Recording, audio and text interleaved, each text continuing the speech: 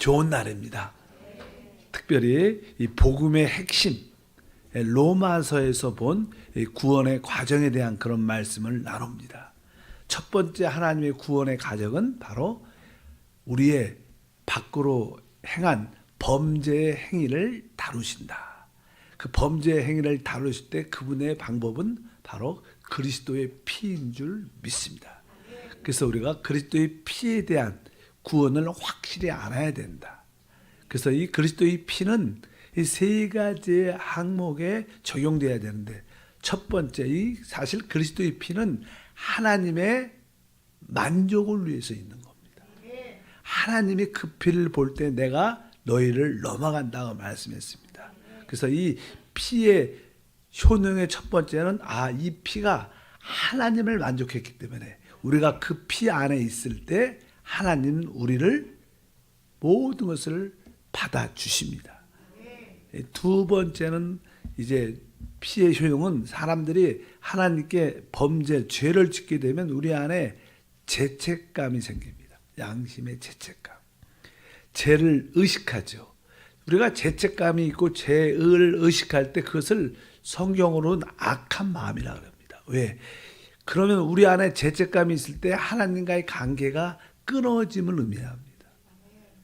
그래서 그 악한 마음, 즉 악한 양심이죠. 악한 양심이 처리돼야 되는데 이 원래 보혈은 바로 그 악한 양심을 처리합니다. 그러니까 우리가 너무 죄책감에, 죄의식에 깊이 빠지면 그것은 하나님을 기쁘게 할 수 있지 않습니다. 우리는 죄책감보다 더 큰 보혈의 능력을 믿어야 되는 거예요.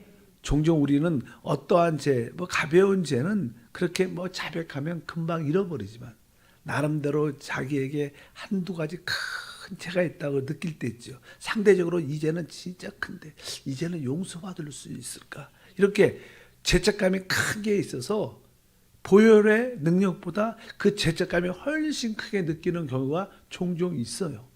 그러나 바로 보혈은 어떠한 모든 죄로부터 우리를 자유케 합니다. 그래서 우리 죄책감을 신뢰하지 말고 바로 보혈의 능력을 신뢰하고 보혈의 능력을 찬양하는, 바로 이 죄책감에 대한 그러한 문제가 있고, 세 번째 오늘 해야 될 것은 바로 이 보혈은 사단을 이기게 하는 능력입니다. 이 사단의 주된 역사는 바로 우리의 양심을 비난하죠. 우리 양심 안에 자꾸만 참소를 합니다. 이 성경에 계시록 12장 10절이죠. 읽어볼까요? 내가 또 들으니 하늘에서 큰 음성이 있어 이르되 이제 우리 하나님의 구원과 능력과 나라와 또 그의 그리스도의 권세가 나타났으니 우리 형제들을 참수하던 자 곧 우리 하나님 앞에서 밤낮 참수하던 자가 쫓겨났다. 바로 우리 형제들, 우리 믿는 우리를 늘 참수하던 자, 사단이죠. 참수하던 자, 하나님 앞에서 밤낮 참수하던 자가 쫓겨났다. 그리고 그 뒤에 보면 바로 그 보혈로 이겼다고 말씀하는 거예요. 항상 사단은 바로 하나님 앞에 가서 우리를 참수하고 또 우리 양심에 와서 계속 우리를 참수하고 비난합니다. 너 봐라, 넌 이러한 죄가 있지 않느냐. 넌 또 이러한 죄를 버리지도 못하고 또 이런 죄를 또 지지 않았냐. 계속 그러한 참소를 합니다. 사람이 양심이 약해서 그런 참소를 자꾸만 받아들이다 보면 하나님 앞에 무력해집니다. 하나님 앞에 죄의식을 느끼고 부끄러우니까 내가 어떻게 하나님 앞에 설 수 있을까? 그러면서 하나님 앞에서 또 사람들 앞에서 무력하게 됩니다. 그러면 아무런 소용이 없게 되죠. 쓸 수 없게 됩니다. 그래서 사단은 어찌하든지 우리를 참수하지만 바로 보혈의 놀라운 능력이 우리를 깨끗게 하신 줄 믿습니다. 그래서 종종 사단이 우리 양심에 우리를 참수할지라도 죄를 졌든지 또 혹은 짓지도 않았는데 졌다는 느낌을 줘서 우리를 참수하든지 우리는 당당해야 돼. 왜? 우리에게 보혈이 있기 때문에. 그래, 사단아, 나 그렇게 죄를 졌다. 나는 연약하다. 나도 알고 있다. 그러나 보혈은 훨씬 더 능력이 있다. 그분의 보혈이 나를 정결케 했다. 이렇게 그에 대해서 강력하게 대적할 필요가 있는 줄 믿습니다. 요한 1서 1장 7절의 말씀을 보면 그가 빛 가운데 계신 것 같이 우리도 빛 가운데 행하면 우리가 서로 사귐이 있고 그 아들 예수의 피가 우리를 모든 죄에서 깨끗하게 하실 것이요. 그 아들의 예수의 피가 우리를 모든 죄에서, 한번 따라할까요? 모든 죄에서. 뭐 그것이 크든 작든 뭐 이렇게 하잘 것 없든 크게 느끼든 뭐 그걸 느끼든 느끼지 못하든 여러분이 기억하든 기억하지 않든 뭐라고 써 있어요? 모든 죄입니다. 모든 죄. 여러분들이 크다고 생각하는 그런 죄조차도 뭐요? 모든 죄 안에 다 들어가 있는 거예요. 바로 모든 죄에서 우리를 깨끗게 하시는 줄 믿습니다. 그래서 하나님께서 우리를 의롭다 하시니까 그러면 된 겁니다. 내 느낌, 내 상태 중요하지 않고 하나님이 의롭다 했으니까 사단의 어떤 참소도 우리에게 역사하지 못한다. 그래서 로마서 8장 33절과 34절을 보면 아주 당당하게 선포하죠. 우리는 이러한 담대함이 우리 자신에게도 특별히 사단에 대해서 있을 필요가 있다. 읽어볼까요? 누가 능히 하나님께서 택하신 자들을 고발하리요. 의롭다 하신 이는 하나님이시니 누가 정죄하리요. 죽으실 뿐만 아니라 다시 살아나는 이시도 그리스도 예수시니 그는 하나님 우편에 계신 자여 우리를 위하여 간구하는 자시니라. 하나님께서 택한 자들을 누가 고발할 수 있느냐? 하나님께서 우리를 의롭다 하셨다는 거예요. 그 보혈로 말미암아 우리를 의롭다 하셨기 때문에 우리는 당당하게 어떠한 사단의 참소도 대적할 수 있고 그것을 거부할 수 있고 그의 헛된 참소를 쫓아낼 수 있는 줄 믿습니다. 바로 그분은 하늘 보좌에 앉아 우리의 대제사장으로서 또 우리의 변호사, 대언자로서 우리 가운데 역사하고 있어요. 항상 그분은 우리의 변호사죠. 우리가 어떤 허물이 있으면 그분이 가서 아버지께 말씀하는 겁니다. 내가 이 사람을 책임지겠다. 내가 이 사람의 모든 죄에서 내 피로 덮었다. 하나님 놔두십시오. 사단에게 물러가라. 우리는 그러한 담대함이 있어야 됩니다. 그러니까 우리가 참된 보혈의 능력을 믿는 사람들은 바로 뭐예요? 하나님이 이 피를 갖고 가면 하나님이 만족하신 것이고 내 모든 죄책감에서 벗어나는 것이고 사단의 참소에서 승리하는, 이기는, 그럴 때 우리가 담대하게 승리할 줄 믿습니다. 실제로 우리가 신앙생활을 하다 보면요, 이 죄를 질 수밖에 없는 우리 자신을 발견을 많이 합니다. 그래서 이 죄 때문에 늘 마음이 상하고 힘들어할 때가 많습니다. 안 주고 싶은데도 또 죄를 져요. 그래서 나는 너무나 갈등이 이렇게 많다 보면 어느 순간에는 하나님이 어떤 빛을 주십니다. 특별히 사도 바울도 그렇게 고백을 했던 것 같아요. 자기는 죄를 짓고 싶지 않죠. 하나님을 기쁘게 하고 싶은데 죄를 짓는 자신을 또 발견해요.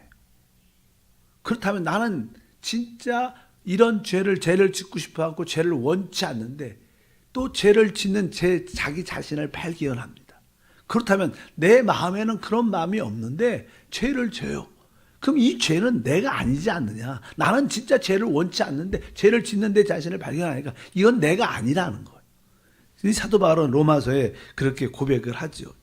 7장 17절과 20절에 보니까 이제는 그것을 행하는 자가 내가 아니요 내 속에 거하는 죄니라. 만일 내가 원하지 아니하는 그것을 하면 이를 행하는 자는 내가 아니요 내 속에 거하는 죄니라. 사실 이 말씀은 어떻게 보면 우리에게 큰 위로와 소망을 주는 말씀입니다. 우리가 너무 죄에 민감해서 죄로 힘들어해야겠죠. 그러나 늘 죄에 빠진 나의 자신을 거기에 빠져 있으면 사람들이 활동적이지 못하고 무능력하게 되는 거예요. 그래서 사도 바울도 이 내 죄를 범죄하는 죄는 내가 아니구나. 내 속에 거하는 죄구나. 그래서 자기 자신과 이 죄를 이렇게 이원화시켜요. 어떻게 보면 이게 신앙생활의 중요한 요소입니다. 사람들은 이 죄에 빠져서 늘 심도하는 사람도 많습니다. 죄책감에. 또 어떤 사람들은 심하면 죄책감에 빠져갖고 무력하게 되고 나중에는 자살도 되고, 나 같은 사람 살아서 뭐 하겠어. 이렇게 결국 사단의 역사죠. 그러나 여러분들이 죄를 안 진다고 해서 죄를 안 질 수 있는 것도 아닙니다. 여전히 우리 안에 죄를 짓게 하는 요소가 있습니다. 그것이 우리 육신 안에 있는 죄의 근본적인 문제입니다. 여러분들도 여러분의 죄에 대해서 너무 크게 생각하지 말고 보혈을 크게 생각하시오. 보혈. 그 피는 모든 죄를 덮은 거. 그래서 우리에게 죄의 모습이 드러날 때마다 하나님께 자백하고 피로 덮고 잃어버려야 돼요. 자꾸만 거기에 민감하지 말고 우리는 뭐예요? 보혈에 민감하고 그 보혈을 찬양하고 그 보혈을 기뻐하는 그 은혜를 주신 하나님께 감사하는 그런 시간을 많이 갖게 되면 죄에 대한 인식이 점점 없어지면 우리도 죄와 거리가 멀어지고 상관하지 않는 그런 은혜가 함께 할 줄 믿습니다. 이것이 첫 번째 구원의 과정에 바로 범죄한 행위에 대한 하나님의 처리입니다. 두 번째는 이제 우리가 신앙생활을 하다 보면 처음에는 바로 우리가 밖으로 행한 죄에 대한 요소가 민감해집니다. 그 다음에 시간이 점점 좀 지나고 더 하나님을 깊이 알다 보면 나에게 범죄한 행위도 중요하지만 내 자체에 죄의 본성이 있다는 것을 알게 돼요. 죄를 질 수밖에 없는 이러한 존재라는 것을 우리가 알게 됩니다. 그래서 이 주님은 바로 이제 그것을 해결하죠. 아까 밖으로 행한 범죄의 행위는 보혈로 해결이 되지만 우리 죄 육신 안에 옛사람 안에 있는 죄의 본성은 어떻게 해결되는가? 그것은 보혈로 씻겨지는 게 아니에요. 옛사람의 죄의 본성은 다른 것이 아니라 바로 그리스도의 십자가로 해결되는 거예요. 옛사람은 바로 주님께서 우리를 십자가에 그리스도와 함께 못 박음으로 말미암아 죄의 본성을 끝내는 줄 믿습니다. 그래서 로마서 5장 이유는 죄인이란 그런 단어가 죄인. 아까는 범죄, 죄에 대한 이야기가 나와요. 죄. 우리가 밖으로 행한 죄들, 이러한 죄. 근데 이제 5장 이후에 보면 죄인, 그 사람, 죄를 질 수밖에 없는 사람 그 자체를 다룬다는 거예요. 그래서 우리는 옛사람이라고 말하죠. 우리가 어떻게 죄인이 됐어요? 그래서 이렇게 설명합니다. 로마서 5장 19절이죠. 한 사람이 순종하지 아니함으로 많은 사람이 죄인 된 것 같이 이렇게 시작합니다. 한 사람이 순종하지 아니함으로 많은 사람이 죄인이 된 것 같이. 여기 한 사람은 아담이죠. 아담이 하나님 말씀에 불순종하고 선악과를 먹음으로 말미암아 그는 죄인이 됐습니다. 그러니까 그가 죄인이 됨으로 말미암아 많은 사람이 죄인이 됐다는 거예요. 사실 아담이 범죄할 때 우리는 그 가운데 있지 않았죠. 사실 아담이 범죄할 때 우리는 아담 안에 있었습니다. 아담의 그 씨 안에 있었고 그 씨 안에가 또 자식을 낳고 계속 유전이 됐죠. 그러니까 이 의미는 바로 우리가 죄인 된 것은 죄를 범해서 죄인이 된 게 아니라 우리는 혈통으로 유전으로 태어난 거라는 거예요. 우리가 죄를 져서 죄인이 아닙니다. 우리는 죄인으로 태어났기 때문에 죄인이에요. 우리는 그런 모습을 갖고 있죠. 그러니까 내가 살면서 죄를 많이 져서 내가 죄인이다. 그렇게 말하지 않았어요. 성경은. 바로 우리는 유전적으로 죄인으로 태어난 겁니다. 아담이 범죄할 때 우리 역시 그 씨 안에서 같이 있었던 거예요.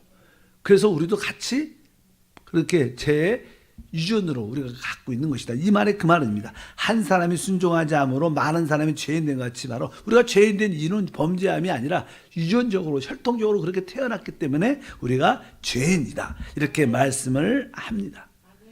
사실 나는 저 같은 경우에도 제가 성이 양인데 내가 왜 양씨로 됐어요? 우리 아버님이 양씨. 그리고 또 우리 할아버님이 양씨예요. 이것은 내가 원해서 되는 거 아니라 혈통적인 문제입니다. 마치 우리가 죄인도 바로 그런 뜻이라. 바로 내가 죄를 져서가 아니라 바로 우리는 혈통적으로 죄 가운데서 태어난 겁니다. 그래서 우리는 죄인이 된 줄 믿습니다. 우리가 처음에는 이제 범죄한 행위를 다룰 때 이제 내가 하나님을 기쁘시게 해야지. 내가 이제 죄를 짓지 말고 하나님을 기쁘시게 해야지. 그렇게 신앙생활을 쭉 하다 보면 그것이 될 것 같은데 안 되는 거예요. 그러면서 발견하죠. 야, 나는 죄 자체구나. 내가 죄인으로 태어나서 나는 하나님을 기쁘시게 할 수 있지 않구나. 그것을 깨닫게 되죠. 그럴 때 이제 우리가 주님의 구원의 방법을 다시 한번 계시로 알게 됩니다. 뭐 로마서 8장 8절에 육신에 있는 자들은 하나님을 기쁘시게 할 수 없다. 이것을 우리가 깨닫게 돼요. 아, 내 죄인으로 태어난 내 스스로 죄인으로 사람으로서는 절대로 하나님을 기쁘시게 할 수 없다는 것을 분명히 깨닫게 될 줄 믿습니다. 그러면 하나님은 어떻게 우리의 죄의 본성, 옛사람 안에 있는 죄의 본성을 우리 육신을 어떻게 해결할 수 있는가? 그것은 다른 것이 아니라 바로 우리의 옛사람을 십자가에 못 박는 겁니다.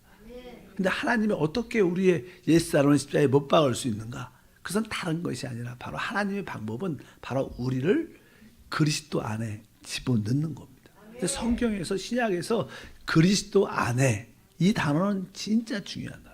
하나님의 모든 방법은 우리가 아까 아담 안에서 우리 모두가 죄인 된 것처럼 그리스도 안에서 우리 모두는 의인이 될 수 있는 하나 우리는 태어날 때 아담 안에 영역 안에 있었는데 이제 주 예수를 믿을 때 그러니까 예수를 믿는다는 것은 우리가 예수 안으로 들어간다는 뜻입니다. 원래 원어는 그겁니다. 우리는 목적어를 쓰죠. 예수를 믿는다. 그렇지 않아요. 예수 안으로 믿는다. 원래 원어는. 그러니까 우리는 그리스도 안으로 들어가는 겁니다. 그래서 그리스도 안에서 이루어진 모든 일은 바로 우리에게 일어난 일입니다. 그분이 십자가에 못 박혔을 때 우리는 그리스도 안에 있었기 때문에 우리도 역시 십자가에 못 박힌 것입니다. 그분이 부활할 때 우리 역시 그분과 함께 부활한 줄 믿습니다. 그래서 주님은 그리스도 안에 우리를 넣으시죠. 그래서 모든 것을 함께 하십니다. 같이 침례를 통해서 같이 죽게 하고 우리가 로마서 6장 3절에 보니까 무릇 그리스도 예수 합하여 침례를 받은 우리는 그의 죽으심과 합하여 침례를 받은 줄 알지 못하느냐. 항상 우리의 모든 일은 그리스도 안에서 함께 이루어져요. 하나님의 방법은 우리를 그리스도 안에 넣고 모든 것을 진행하시는 줄 믿습니다. 그래서 거기에 대한 설명이 정확하게 나오죠. 고린도전서 1장 30절이죠. 너희는 하나님으로부터 나서 그리스도 예수 안에 있고 이렇게 말합니다. 우리가 어디에 있어요? 예수 안에 있습니다. 그러니까 우리는 예수 안에서 그분과 함께 모든 것이 이루어진 사실을 동일하게 체험하는 겁니다. 우리가 보통 이렇게 어떤 성경 책이 있다 그러면 책에다가 조그만 종이를 뭐 하나 집어넣고 딱 책가에 껴놨어요. 그러면 이것이 만약에 혹시 내가 땅에 떨어지면 그것도 종이도 같이 떨어지는. 혹시 이것을 내가 뭐 물가에 그럼 같이 적시. 항상 모든 것이 이것을 여러분에게 선물로 주면 아까 끼워줬던 종이 한 장도 여러분한테 가는 겁니다. 항상 우리의 모든 것은 그리스도 안에 하나님의 방법은 바로 그리스도 안에 우리를 넣으셨다는 거예요. 그리고 모든 것이 진행된 겁니다. 그래서 그분이 십자가에서 죽으실 때 우리 역시 죽고 그분이 부활하실 때 우리 역시 바로 우리가 바로 그리스도 안에 있구나. 우리는 한때는 다 아담의 영역 안에서 아담이 주시는 죄와 사망의 요소를 유산으로 받았지만 이제 우리는 그리스도 안에서 우리는 의와 생명을 유산으로 받게 됩니다. 우리 모두는 아담 안에서 그리스도 안으로 영적으로 전이 됐습니다. 옮겨져 있어요. 여러분 모두가 그런 은혜와 축복이 함께 할 줄 믿습니다. 하나님만이 할 수 있죠. 하나님께서만이 우리를 그리스도 안에 넣으셨고 그리스도 안에서 이루어진 모든 것이 바로 우리의 그분의 체험이자 우리의 체험인 줄 믿습니다. 그래서 고린도후서 5장 14절에 말합니다. 그리스도의 사랑이 우리를 강권하시는 도다. 우리가 생각건대 한 사람이 모든 사람을 대신하여 죽었은즉 모든 사람이 죽은 것이라. 그러니까 그분이 십자가에서 죽었을 때 우리 역시 그분 안에 있었기 때문에 모든 사람이 같이 죽은 겁니다. 그래서 그분이 죽으셨을 때 나의 옛사람도 끝났구나. 그 옛사람 안에 뭐예요? 죄의 본성이 있죠. 그러니까 우리는 구원을 받은 후에 우리 옛사람에 대해서 그렇게 신경을 쓰면 안 됩니다. 왜 자꾸만 죽은 사람 만져서 뭐하게? 차갑죠. 냉랭한데 죽은 시체 만져서 뭐 하려고? 우리는 자꾸만 죽은 시체를 자꾸만 살려보려고 자꾸만 만집니다. 여러분 시체 만져보셨죠? 만져보시면요, 그 기분이 섬뜩합니다. 차가운 느낌. 죽은 시체 만들고 항상 새 사람인 우리 영만 관심이에요. 이게 좀 바보스럽지만 항상 영으로 돌이키고 영으로 생각하고 영으로 자꾸만 돌이키게 되면 여러분들은 이 육신 안에 있는 옛사람 안에 있는 제 본성에서 어느새 자연스럽게 벗어나 있는 하나님의 구원을 체험하는 우리 모두가 될 줄 믿습니다. 그래서 우리의 옛사람의 문제, 우리 육신의 문제, 제 본성의 문제는 바로 나를 그리스도 안에 집어넣으셨고 그리스도와 함께 십자가에서 못 박아 죽은 자구나. 이것을 우리가 단순하게 믿으면 돼요. 이미 나는 끝났다. 그래서 우리가 나는 그것을 체험적으로 가지려고 구약에는 할례, 신약에서는 침례라 그러죠. 그러니까 우리가 구약에서는 할례를 받죠. 우리 이 육신의 살이 이렇게 베어지니까 피를 흘리면서 피니까 죽은 것이고, 침례는 우리 물에 잠겨서 죽는 거죠. 그러니까 내 옛사람은 그리스도와 함께 끝났구나. 그것이 한순간에 깨달아지면 여러분들이 막 죄로 인하여 고통이나 힘들어하지 않는 그런 은혜의 역사가 우리 가운데 함께할 줄 믿습니다. 사람은 스스로 십자가에서 못을 못 박아요. 내가 어떻게 십자가에서 못 박겠어요? 누가 박아줘야죠. 박아줘야 되지 않겠습니까? 내가 어떻게 못을 이쪽은 박을 수 있겠죠. 스스로 십자가에 못 박히지 누군가가 박아줘야 되는데 바로 그리스도 안에서 우리는 바로 못 박혀 죽은 것이다. 그럴 때 우리는 참 옛사람에서 벗어나는 것이다. 그래서 신앙의 구원의 과정의 첫 번째가 무엇이냐? 바로 우리는 그리스도의 피로 말미암아 모든 범죄로부터 자유함을 얻고 이제 타고난 우리 옛사람 육신으로부터 그리스도의 십자가의 죽음으로 우리는 해방이 됩니다.